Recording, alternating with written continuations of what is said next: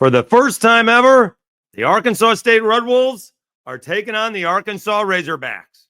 And we got a crossover edition to talk about it. It's Locked On Sunbelt.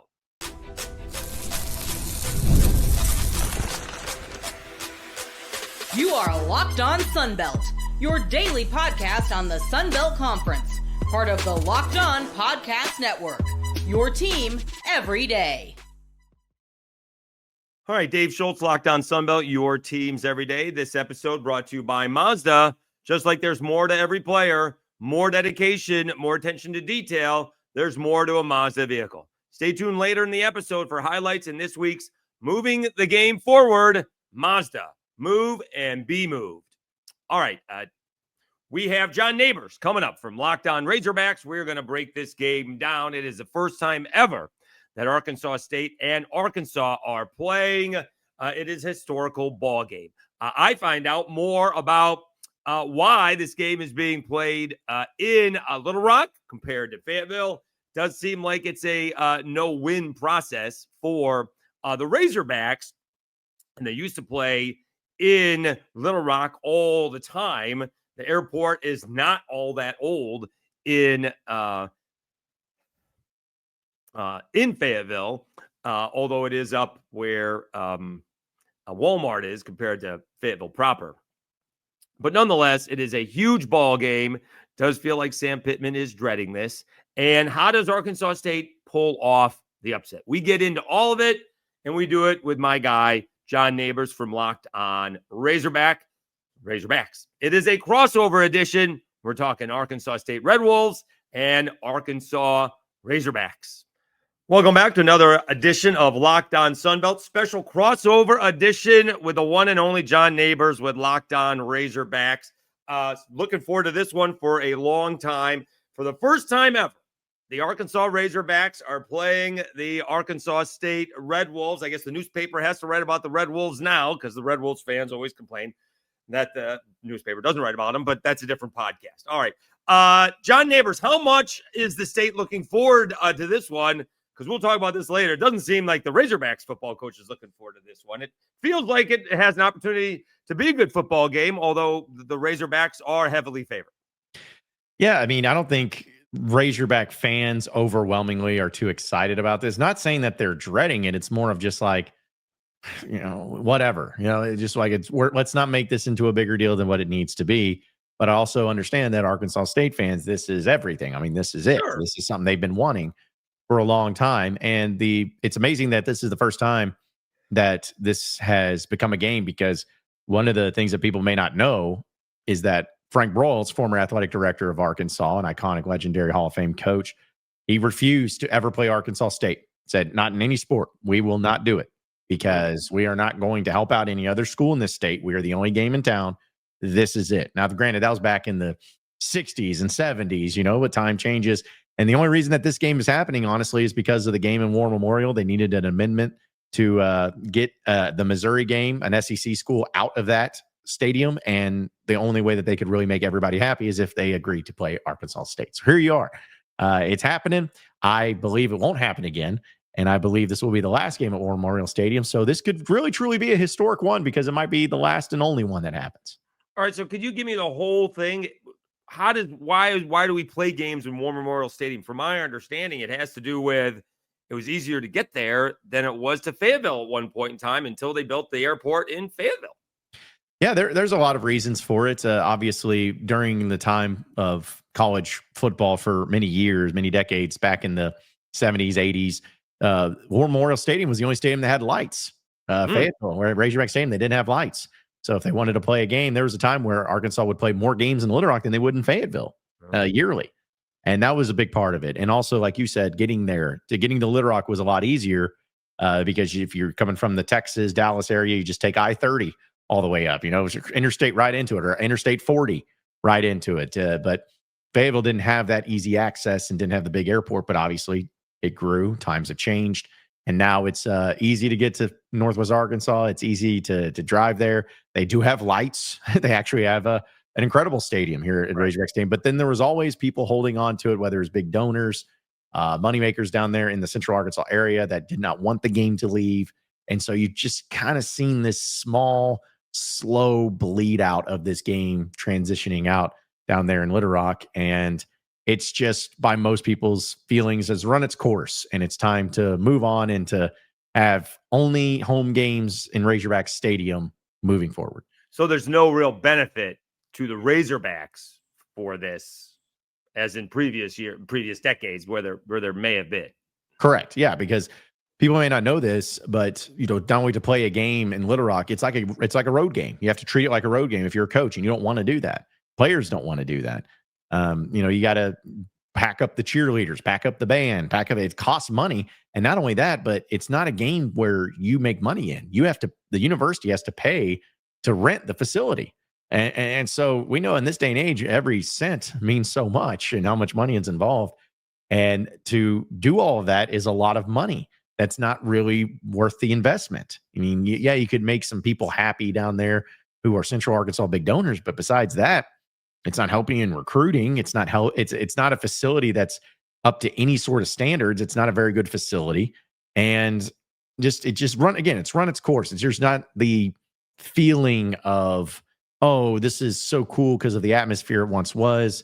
And, there was a time where I felt like the atmosphere in Little Rock may have been better than Fayetteville decades ago. But again, things change. Arkansas, Fayetteville, the university, the area all grew, got better, got improved. But yet the War Memorial Stadium down there in Little Rock is still the same stadium that it was 20, 30 years ago. So that's it. And like you said, the investment doesn't pay off because it's about 2/3 the size, right? Didn't I hear you say it's like 55,000 to 78,000? Yep. 55,000 max capacity. Yeah. And it's just, again, and it's hard because you don't want to hurt people's feelings who have such a strong connection there. Because that's for a lot of people growing up, because obviously Fayetteville's in the northwest corner of Arkansas and Little Rock's in the central part. There were people that the only time they could see the Razorbacks was to go to a game in Little Rock. They couldn't make it up to Fayetteville. It wasn't easy for them. And so that's their history. That's their memories. And you're kind of deleting that. And I get it. And I'm sympathetic to it. But in this day and age, Arkansas is the only major school in the SEC, especially, that does anything like this. I think Mississippi, Ole Miss used to play in Jackson on occasion. Right. I think Alabama used to play in Birmingham. A lot. Yeah. I mean, the Iron Bowl used to be in Birmingham, period. Yeah. And so, but I think both those schools and those people involved were like, this isn't it anymore. There's no reason for it. Fayetteville and Arkansas, at least, have been kind of the last ones doing it. And you got to start asking yourself, okay, why are we doing this? We're losing out on a home game in Fayetteville, which we know how much revenue is made in that. It's about money. It's about recruiting. You can't host recruits down there. You can only host recruits up in Fayetteville. So you're losing an entire weekend where you can't host recruits. There's just so many things that the investment's not worth the return on it at all. And so where is Jonesboro compared to those two cities? If Fayetteville's in the northwest corner and Little Rock's in the central, where is Jonesboro? Jonesboro is in the northeast, but it's closer to Little Rock, actually, as far as drive than what Fayetteville is. I think it's like an hour and a half, 2 hours maybe to Jonesboro to Little Rock, and Fayetteville's about 2.5, maybe a little bit more down there to Little Rock. So, yeah, in a lot of cases, sometimes you've played teams, like when you would play Ole Miss in Little Rock, there was a time where it was closer for Ole Miss than it was for the Razorbacks in their own state. So, yeah, the travel is definitely something that's going to be beneficial. I know ASTATE fans, this is everything. And I think they're going to have a good showing down there at War Memorial. I think that they're going to be all about it. I think Razorback fans are going to show up too, but this might be the first time we've seen 55,000 people at War Memorial Stadium for a Razorback game in quite some time. It's been a while. All right. So quickly going to other sports, because same thing with LSU. LSU won't play the Cajuns in football. They play them in everything else. Softball, baseball. We're working towards basketball. That may be coming. Does that Arkansas play A-State in baseball? And any chance that they play them in basketball? Calipari's there now. A-State's all of a sudden pretty good in basketball the last couple of years. I know they haven't made the tournament, but they set a record for regular season wins last year. Yeah, I think the baseball side of things, Arkansas pretty much plays every school in Arkansas, and they've played A-State midweeks on occasion. Yeah. See, that does save money. Right. And does help recruiting around the state. Sure. Right. Yeah. And it's there. Basketball, they've played pretty much every other school, it seems like. A-State, not really, because a few years ago, I think when Eric Musselman was the head coach of Arkansas, the A-State coach kind of said some things that Eric Musselman didn't like, so therefore they didn't play each other. That may happen eventually again, but not in that case. They do play almost in every other sport, though. I mean, women's basketball, I know they've played each other.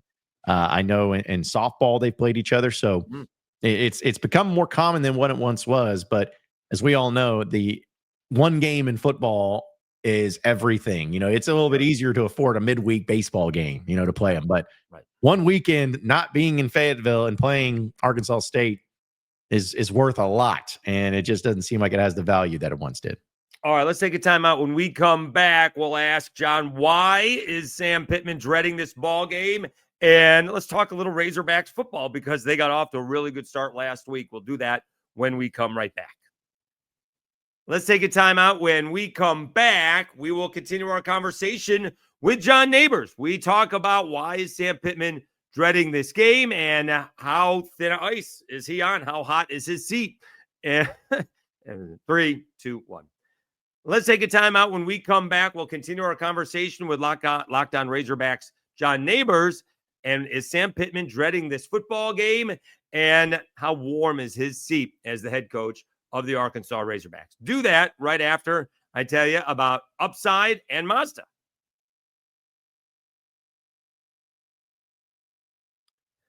Hey, Locked On Sunbelt fans, are you still paying full price for gas? Stop leaving money behind. Get real cash back every time you fill up with the free Upside app. Simply down the free Upside app in the App Store and Google Play right now and start earning cash at the pump today. Use my limited time promo code FOOTBALL and get an extra 25 cents back per gallon on your first fill up. You can make up to $300 a year just from buying the gas you already needed.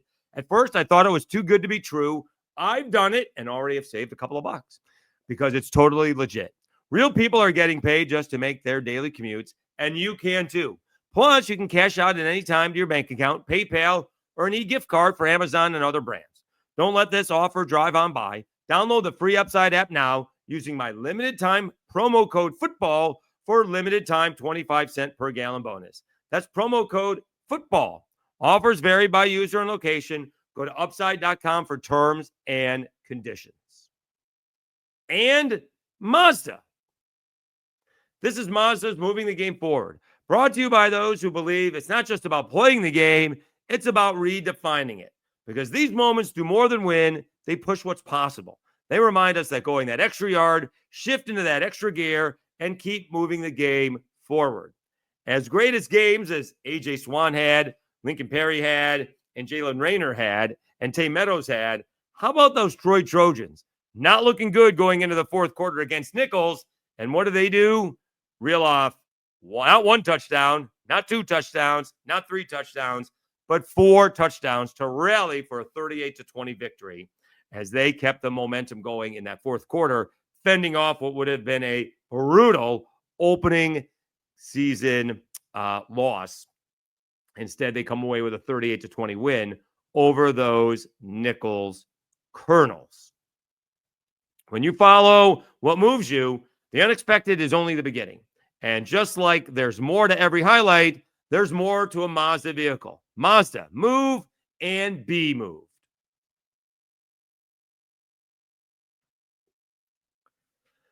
All right, Dave Schultz, Locked On Sunbelt, your teams every day. Let's get back to the conversation with our buddy John Nabors from Locked On Razorbacks. Why is Sam Pittman dreading this ball game, and how warm is his seat as the head coach of the Arkansas Razorbacks?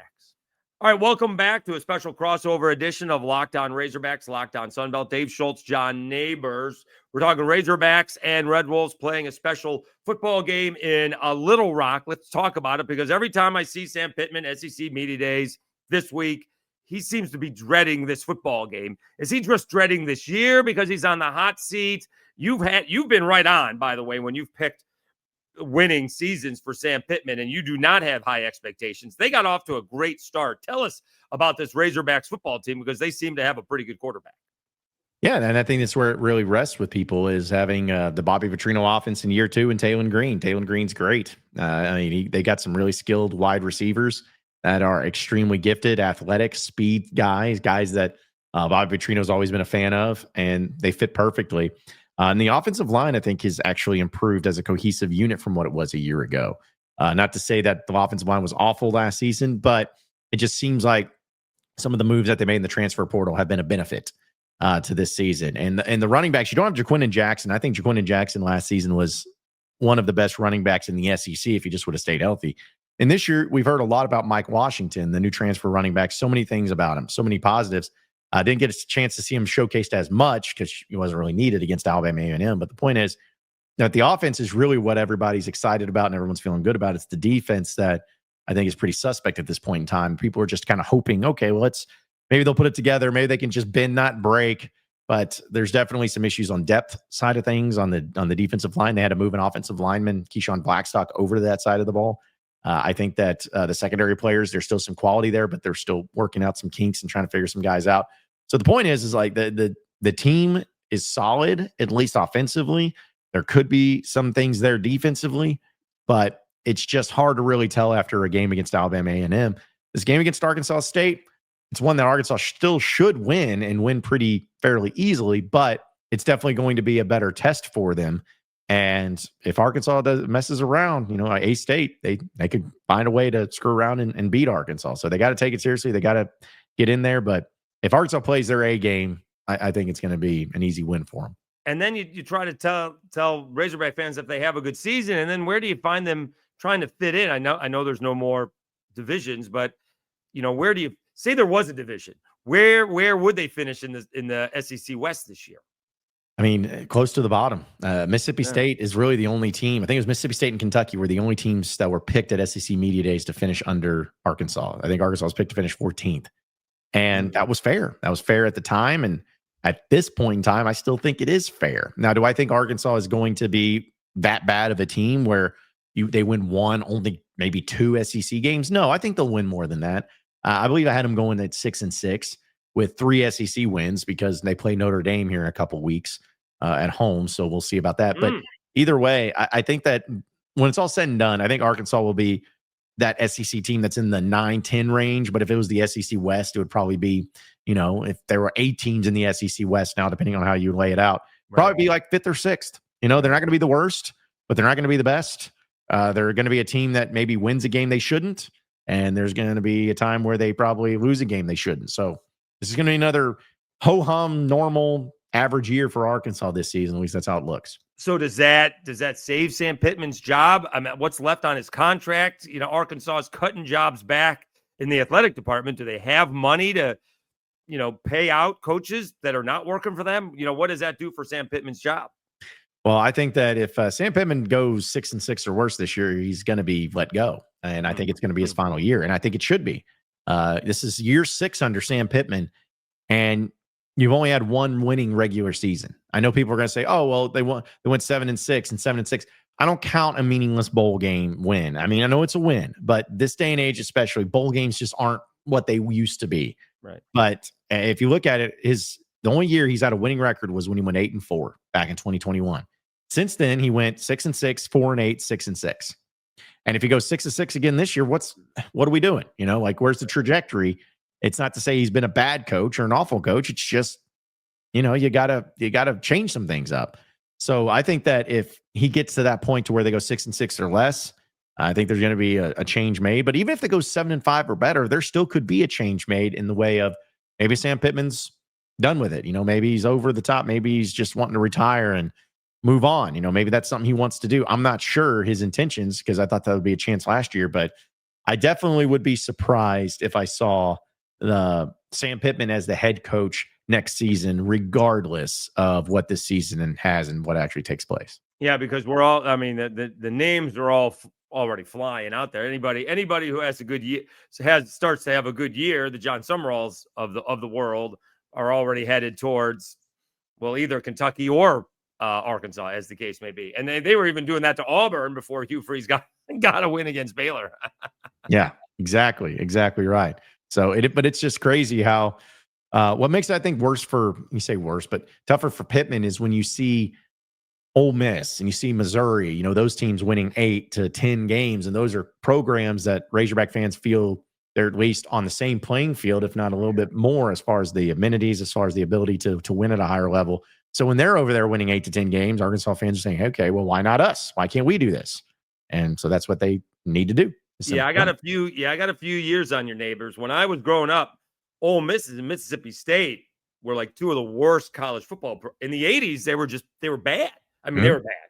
Like they would combine for 3 or 4 wins every year. They were lucky if they were winning 2 or 3 ball games. And one, of course, was against each other. Yeah. No, and also too, it's one of my favorite things to bring up is anytime someone says, "Oh, Arkansas doesn't belong in the SEC, they should go on Big 12." Like it's a stupid statement because Arkansas's played in the SEC title game 3 times. They played in it 3 times. I know it's not a lot. They didn't win any of them. I get it, but they played in it 3 times. Ole Miss has never played in it, and Mississippi State only played in it 1 time. And the one time they did was because they tied Arkansas and won in the tiebreaker in 1998. So anybody that ever says, "Oh, Arkansas this, Arkansas that," it's like, hey, just remember they've had more 10-win seasons over the past 25 years than Ole Miss and Mississippi State. They've been in the SEC title game more. I know we're splitting hairs here because it still doesn't matter. But my point is that anybody that says that Ole Miss or Mississippi State or Missouri or whatever is like, "Oh, just so much better than Arkansas." There's zero excuse for that. And that's how Razorback fans feel. There's zero excuse for those programs to be that much better consistently than what Arkansas has been over the past 10 years. All right, let's take one more time out. When we come back, John will ask me, how does Arkansas State pull off the upset? Let's take one more time out. When we come back, John Nabors from Locked On Razorbacks asks me, how do the Red Wolves pull off the upset? We'll do that right after I tell you about DoorDash.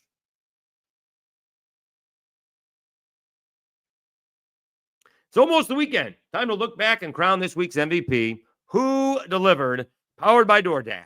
Just like you can win every Saturday with DoorDash streaks, saving more every time you order. These players delivered when it mattered most. Let's break it down. You guys know who I'm going with.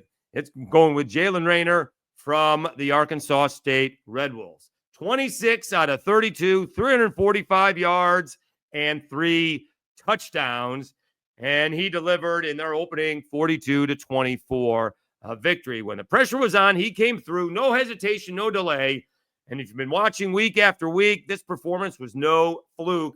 Remember, I got them going second in the Sun Belt West. That may change because the Cajuns don't look all that good. All right.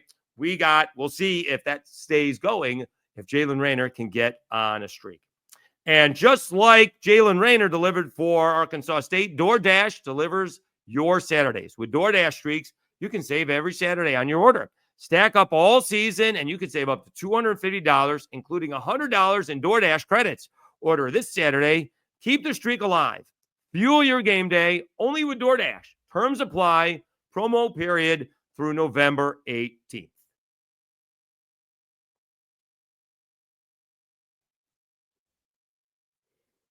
All right, Dave Schultz, Locked On Sunbelt, your teams every day. Let's wrap up the conversation with John Nabors from Locked On Razorbacks.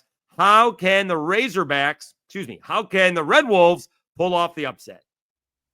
And we're back here with another crossover edition of Locked On Razorbacks, as well as Locked On Sunbelt. I'm John Nabors, and that's David Schultz. And I can tell you, David, that this game we talked about, Arkansas should win. Should be a quote, easy win, if you want to say it that way. But Arkansas fans never are comfortable. They always feel like there's a chance that they lose, no matter who it is. I've always made hopefully this isn't too inappropriate for your audience, but I've always said that watching a Razorback game is like trying to fart when you have explosive diarrhea. Do you really trust it? Don't really think you do. But Arkansas State, this is their Super Bowl. This is their biggest game. So what happens? What does this mean? What will it take for A-State to knock off the Razorbacks in their first ever meeting? Well, as Razorback fans will attest to, to have the same quarterback back year in and year out is pretty special in this day and age. And it turns out Arkansas State does. They have Jaylen Raynor, who is basically starting his 3rd season, right? He started like game 3 of his freshman year. I asked a few years ago, why he didn't start coming out of camp. And I forgot his first game was against Oklahoma. So try not to get the 18-year-old freshman killed when they're going to lose anyway, 73-0. So let's keep him upright. And so he's back for a 3rd season. Played really well last week. I know it's against an FCS team, but SEMO is actually pretty good. Southeastern Missouri is a pretty good FCS team. Was 26 of 32, like 350 yards, 3 touchdowns, no interceptions. You got to stop Jaylen Raynor, and you got to get into his face. So last year, Jaylen Raynor took the step, like in his freshman year, he would overcompensate and not play well down the stretch when he didn't play well in the first part of the game. Last year, and he didn't play well a lot early on, he matured to where it didn't matter what he did in the first 3 quarters of the game. They won a lot of 1-score ball games. And so this year want to see, if they, instead of trying to score at the end of the ball game, see if they have that 4-minute offense. So when the opposition scores to make it a 1-score game, can they put the game away instead of having to score? And so you got to stop Jaylen Raynor. They got Corey Rucker as their wide receiver. He came back. Jacques Quas, running back. They got some pretty good offense. The question is the defense. They were not very good defensively last year. They did give up 24 points to SEMO last week. SEMO's got a pretty good offense. They can put up some points, so that's not a surprise. Could have been very vanilla because of what's happening this week.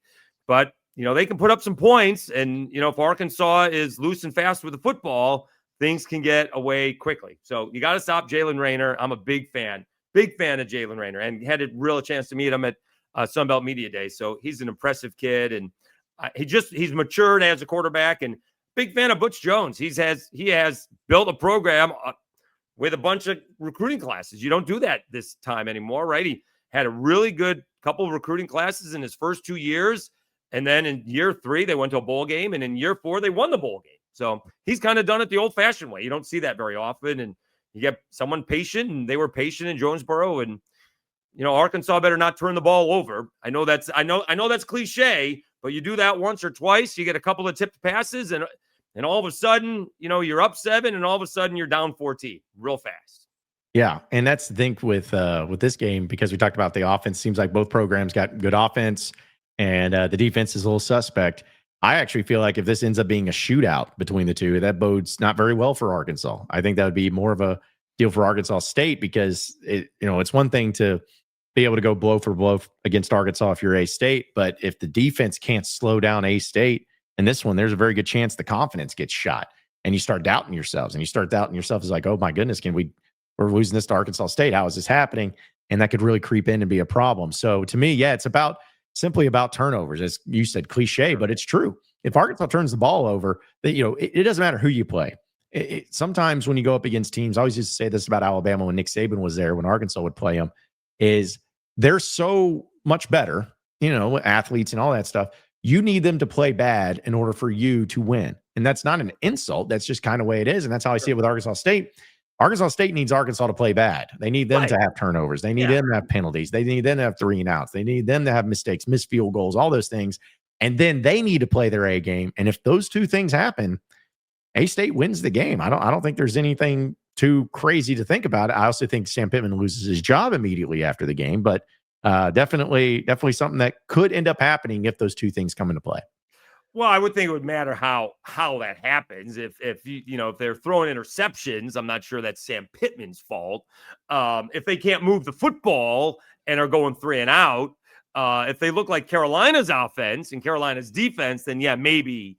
Although there were some interceptions in that ball game. So I think how you lose does matter. If there's some tipped passes, I'm not sure that could be Sam Pittman's fault. Hey, not that I should tell that to my audience. Tell that to my Razorback audience. See how that works over for me. I just think it's such a perfect job, and I'm such a big Sam Pittman fan, so I can readily admit that I'm biased when it comes to that. It's such a perfect fit because I like guys who get those Power 5 jobs and just not going anywhere, right? He's going to stay there, and he's trying to build it. And I understand there's some, issues trying to build it there. But anyway, that's your podcast. But there's a reason that they're 23.5 point favorites, right? I mean, it's not just SEC versus Sun Belt, all right? Arkansas State was picked 5th in the West. I don't understand that. I picked them 2nd. I off to a good start, although the team I picked first lost at home to Rice. So take that for what it's worth. Take that for what it's worth. Bad start on my pick. So we'll see how that goes. But yeah, does Arkansas State have to play a perfect game? Probably pretty close. Do they have to catch a few breaks? Sure. Does there have to be a special teams play in there? Yeah, maybe. Okay. Do I think Arkansas has to turn the ball over 5 times? No, but a couple, yeah, they could. And I'm a big believer, John, that, games can football's not like basketball where 3-pointers can get you back into it. Games can spiral out of control, and it'll be interesting to see if that happens. It's tough to get back into them when they do spiral out of control. You get halftime, but that's about it.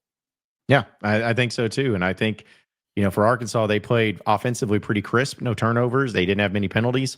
So can they up that? Maybe so. But I will say playing in War Memorial has not always boded well for Arkansas, especially over the past 10 or so years, 15 years even. I know in 2012, they lost to Louisiana Monroe down there. They lost to Toledo in 2015 down there. Even in games that they won, a lot of cases they didn't look good doing it. So there could be something to be said about that. I'm not going to sit here and say I'm 100% guaranteeing a win for Arkansas over Arkansas State, but I am saying that it better happen for Sam Pittman and for Arkansas. Just better. So the Louisiana Raging Cajuns are playing McNeese this week. That's an FCS school down the road. Matt Viator has coached in the Sun Belt. He knows all about them.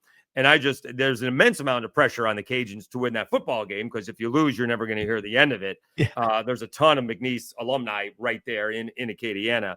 And the former coach used to tell me that's just a no-win situation. If I don't blow them out by 30, I hear about it. And if I lose, I certainly never hear the end of it. It kind of feels like that's the situation that Arkansas is. There's no, unless I win by 25, I could win 31-14 and the fans are not happy. Yeah, it'll be the same thing. Yeah, it's just how I think Sam Pittman put it when he was doing his media press conference. He's like, there's just no advantage for us, and all the pressure is on us. Yeah. All the pressure is on us to win this game, because if you win it big, no one cares. No one bats an eye. You probably barely get a highlight on SportsCenter or on the SEC network. But if you lose it, boy, that highlight's going to be leading the way and leading the charge, and it's going to be all over the place. So all the pressure's there. It's just Sam Pittman and Arkansas better respond to that pressure well, because if they lose to Arkansas State, man, they got to go on the road to Memphis or to Ole Miss next, then on the road to Memphis next, and then Notre Dame at home. Mm-hmm. So, yeah, it doesn't really get much easier for the Razorbacks. Do you think it helps that they are at least admitting that the pressure is on them, or do you think talking about it hurts them? I think admitting it actually helps them to face it, that look, the pressure's on us. We have to play well. You better get used to that idea. Because if you're hiding that fact, I feel like if it does get tight, then the pressure mounts and then you're in trouble. Yeah, no, I agree with you. I think admitting it and being aware of it is what's best for Arkansas. Don't run from it. Just embrace it and say, hey, we understand what's at stake here, so let's go out and execute it. And we can't sit there and act surprised if suddenly this team is really giving it to us and really wanting this badly. No, you can't do that. It's up to us. We got to take care of business, plain and simple.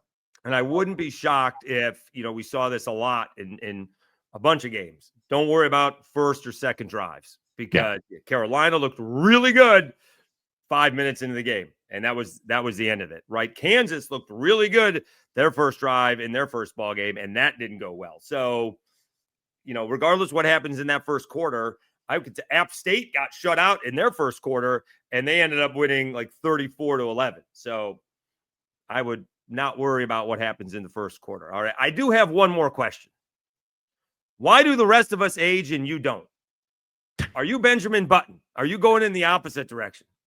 Nope. As much as I'd wish that was the case. No, just, moisturize every day, my man. That's all it is. Just moisturize. And you do that, you'll live until you can't live anymore. You'll be staying young forever. But as much as I get accused of wearing makeup or having Botox, I didn't think any of that. You just look like you're 25. Oh, I appreciate it. Although you have a much thicker beard than I do.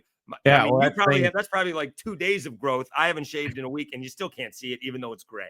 Yeah, well, that's the thing is I just have my audience always gives me a hard time, but I'm like, hey, listen, don't hate on it. Just I can give you beauty tips if you like, but no, this is the moneymaker, man. I got to keep it fresh. I got to keep it on the video. Yeah, as long as you don't damage the merchandise, I got it. That's right. That's right. All right. He's John Nabors. I'm Dave Schultz. He does Locked On Razorbacks. I'm Locked On Sunbelt. Really appreciate the time, John. It should be we'll see if it's a good football game. All right. Red Wolves do have their work cut out for them, but Red Wolves fans will be happy because there will be a story in the newspaper the next day about their football game. That is guaranteed, one way or the other.